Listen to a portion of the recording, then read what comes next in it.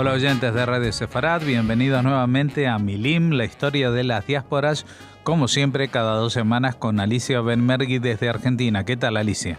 Aquí estamos, muy bien. Bueno, seguimos con este capítulo que llamamos Camino a Occidente, ya vamos por la 24ª entrega y seguimos hablando de Estados Unidos, de los judíos que estaban en Estados Unidos, incluso antes de la llegada de la inmigración más masiva que se produjo desde el Imperio Zarista a finales del siglo XIX. Habíamos estado hablando de la Guerra de Secesión Americana y uno de los protagonistas era Lincoln, en el cual te vas a centrar hoy, pero déjame que recuerde a los oyentes que esta historia y muchas más la pueden encontrar en la página www.milimculturaltodojunto.com.ar y si quieren también pueden recibir una vez al mes por el correo electrónico un boletín sobre historias de la historia judía escribiendo a cultural@arnet.com.ar. Dicho todo lo cual, pues quedamos en tus manos para que nos expliques estos vínculos de Lincoln con el mundo judío. Sí, tal cual, porque tiene que ver, es también procurar instalar en el conocimiento de la gente que si bien los judíos no eran una población tan numerosa como lo fueron a partir, como dijiste vos, de fines del siglo XIX, cuando salen del Imperio Zarista, la población judía estaba instalada, se sentía parte de la población norteamericana, compartía sus pesares. El tema de la participación judía ya lo contamos en esta guerra de secesión, participaba y activaba políticamente, y el tema de Lincoln es muy interesante porque lo que les pasó a los judíos es que a él lo matan en el año, creo que 1865. Y justo coincidieron Semana Santa y Pesaj. Entonces, para los judíos fue un golpe terrible, porque los judíos lo querían a Lincoln. Yo creo que los judíos han tenido sus amores a lo largo de la historia. También pasó mucho más acá, con el tema de Roosevelt. No siempre han sido amores retribuidos o bien colocados, pero parece ser que en el caso de él, de Lincoln, fue así.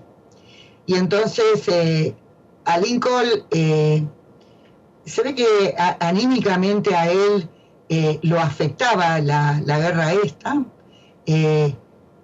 Fueron 700, se calculan que fueron 750.000 muertos, un número muy elevado de gente. Las condiciones de vida empeoraron mucho en los Estados Unidos, y además para una persona que miraba el tema de la esclavitud como algo vergonzoso, el tema para él, si bien yo lo expliqué desde el punto de vista del capitalismo, cómo no es viable un sistema esclavista, por otro lado también es claro que para él también esto tenía connotaciones morales. Y entonces cuando él es asesinado, él está en el teatro, y viene uno y le dispara un tiro en la cabeza. Y entonces lo que pasa acá es en 1865, creo que es el 14 de abril, si no me equivoco. Lo que pasa acá es una cuestión, prácticamente a la comunidad judía le afectó muchísimo. Se dice que ni bien se enteraron en Nueva York, en la comunidad de Emanuel, se levantaron todos al mismo tiempo a rezar el Kaddish. Se dice que en el entierro de él los judíos estaban en primer lugar, y todo el tema de los homenajes, y que además relacionaron el tema de Pesaj con él y con Moshe, con Moisés. ¿Por qué lo relacionaron? Bueno, porque Moshe sacó a los judíos de la esclavitud en Egipto para llevarlos a la tierra prometida. Y esta lucha que había entablado el norte contra el sur, y que fue empezada en la época de Lincoln, tiene que ver con liberar a los negros de una esclavitud ignominiosa y vergonzosa. Se dice que él estaba tan afectado anímicamente por todo esto que había sucedido, que lo tenía escrito en los rasgos de su cara. Es bastante común ver a presidentes o algo así que han sido afectados por el desempeño de su cargo y verlo así por el envejecimiento, por muchas cosas. Bueno, en el caso de él parece que fue una cosa extremadamente visible. Los rabinos, todos, incluso había uno, me acuerdo cómo se llamaba, lo van a poder leer perfectamente ahí en la página de Sefarad, en esta historia que nosotros estamos contando, que primero no lo quiso a él políticamente y después se arrepintió y todo lo que dijo de él. Esto viene a cuento de una exposición que también se hizo en Estados Unidos sobre la historia y la relación de Lincoln con los judíos. Nosotros los judíos tenemos una costumbre que no siempre, yo considero que no siempre es demasiado buena, es decir, a veces, y eso es algo también bastante viejo, alguna gente que nos gusta, llegamos a decir que tiene sangre judía, o que es judía, o algo así. Pero en el caso de Lincoln, más allá de que un rabino dijera que él era carne de nuestra carne, hueso de nuestro hueso, más o menos, no fue así. Él venía de familias calvinistas. Y a lo largo, y los calvinistas, no se olviden, que ponían a sus hijos nombres sacados de la Biblia hebrea, del Tanaj, vamos a decir, en hebreo, y no de la Biblia católica. Y cuando él, parece ser que él no era un hombre religioso, no se le conocía, pero él mencionaba más al Antiguo Testamento que el Nuevo Testamento. Bueno, lo cierto es que también por la misma época se relaciona esto con la muerte de Jesús. Se lo coloca a él como una especie de víctima y de crucificado, y hay quien no pierde la ocasión, ya que es nada más ni nada menos que Semana Santa, en una época donde en muchos lugares de Europa antiguamente había o ataques a las comunidades judías, o había muchas cosas en contra de los judíos, representaciones teatrales, un montón de cosas. No faltó quien dijo que en realidad él hacía pensar en cómo los judíos lo habían despojado a Jesús de sus ropas y es horrible la historia, y las habían sorteado entre ellas para poder venderla. Evidentemente lo que nosotros podemos observar es, a través de esta historia, cuán norteamericanos se sentían estos judíos que amaban tanto a Lincoln, que sufrieron tanto con su muerte, prácticamente lo idolatraban.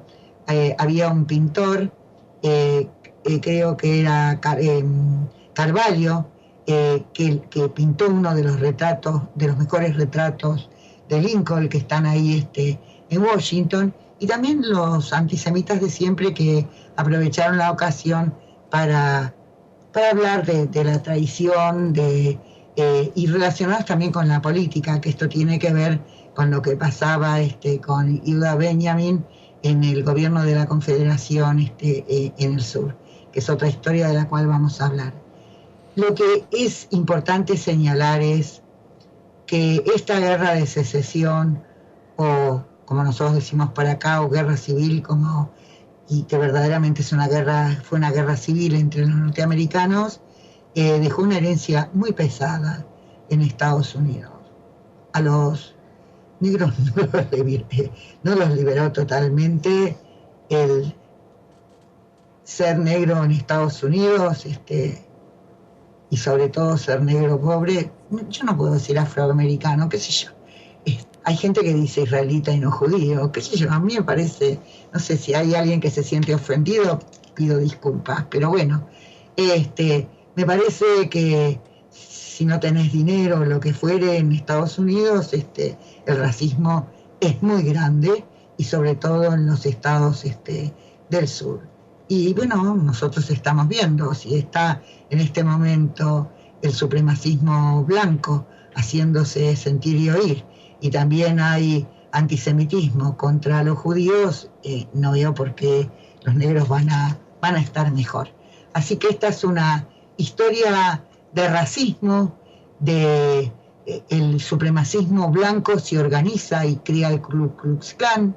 El antisemitismo va a ser muy fuerte, más allá de esta participación judía, ya lo hemos contado nosotros en ambos bandos, y cómo los judíos murieron igual que todos, se fundieron algunos, perdieron todo lo que tenían, otros, bueno, sin embargo, esto no implicó que los judíos, y a pesar de que Irán primero los echó y después se arrepintió, y todo eso implicó toda una cosa racista que duró hasta fines de la Segunda Guerra Mundial.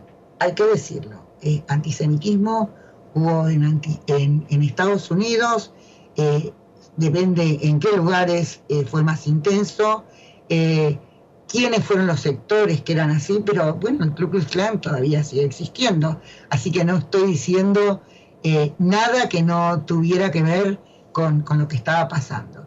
Y bueno, después, posteriormente, va a tener que ver en Estados Unidos con la comunidad irlandesa, la católica, que tenía líderes que eran profundamente antisemitas y que pregonaban ese antisemitismo.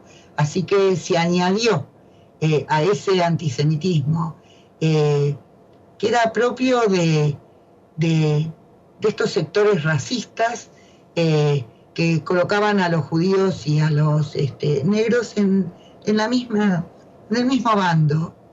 Yo no voy a decir que nadie haya sido mejor ni peor. Siempre pienso, y creo que lo dije una vez, que encima ser negro era mucho peor. Por las condiciones en que esta gente ha vivido y en muchos lugares donde es visible que se ve que todavía viven. Bueno, lo cierto es que cuando termina esta guerra, aparece toda una forma de reivindicación del poder blanco con el Ku Klux Klan, y no le va a ser fácil la vida a los judíos.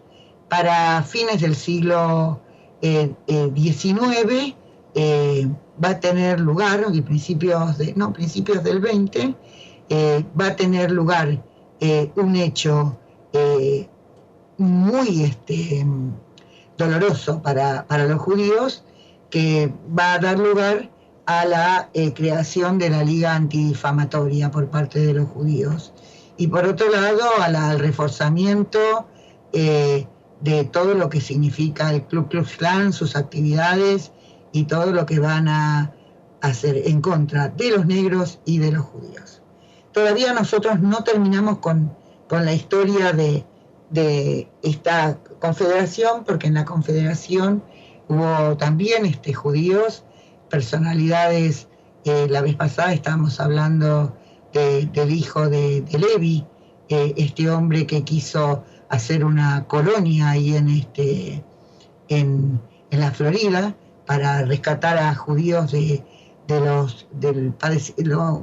padecimiento que tenían ahí en Europa Oriental.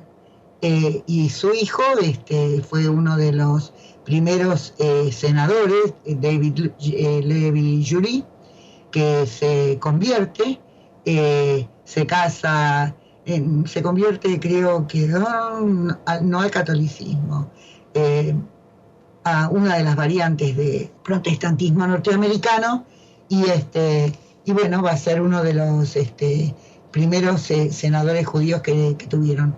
Él se pone el apellido Julie, que era propio de los parte de su familia de Marruecos, donde los Julie habían sido una familia conocida.